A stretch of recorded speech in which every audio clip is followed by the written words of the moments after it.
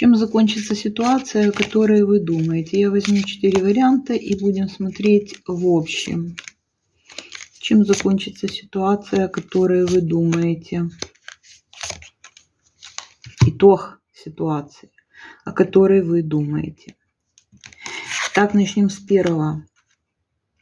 Реставрация чего-то, ремонт, восстановление, восстановительные работы. Во втором варианте принуждение через хорошие отношения, через любовь.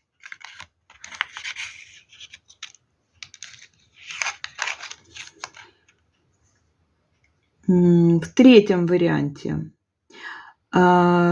помощь, расчеты, финансовая поддержка.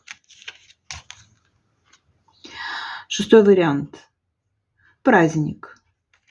Праздник в защищенном и комфортном месте.